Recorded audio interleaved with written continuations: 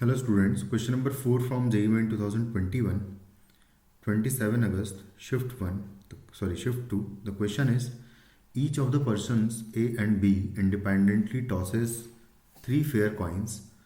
The probability that both of them get the same number of heads, उसकी probability क्या होगा ये बताना है.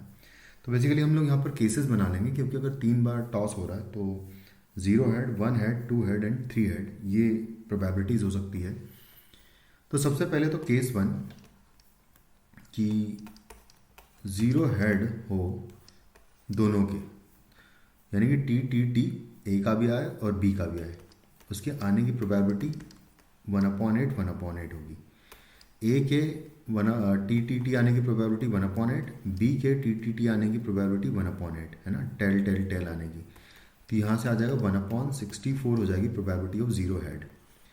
केस सेकंड 1 हेड की बात करें तो 1 हेड आने की probability H T T, T H T या टी टी एच, इन तीनों में से कुछ भी आ जाए, यानी कि 3/8 प्रोबेबिलिटी ए के आने की और 3/8 प्रोबेबिलिटी बी के आने की प्रोबेबिलिटी होगी 1 हेड आने की. तो हो जाएगा 9/64 इसकी प्रोबेबिलिटी.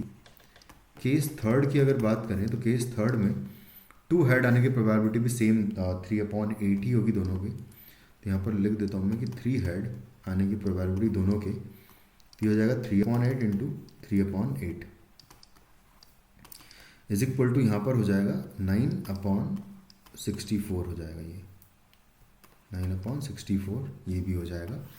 और सेम में फिर केस 4 कि जब 3 हेड हो जाए, यहाँ पर एक्चुअली 2 हेड होना चाहिए था. तो 3 हेड वाला जो केस होगा वो एच होगा और ये एक ही होगा, यानी कि 1/8 इंटू 1/8 प्रोबेबिलिटी होगी, यानी कि 1/64 होगी. इन सारी प्रोबेबिलिटीज़ का सम हमारा आंसर होगा 1/64 प्लस 9/64 प्लस 9/64 प्लस 1/64. तो हो जाएगा 20/64. तो 4 से कैंसिल आउट कर देंगे तो 5/16 जो है हमारा रिक्वायर्ड प्रोबेबिलिटी हो जाएगा, which is in option third. Thank you.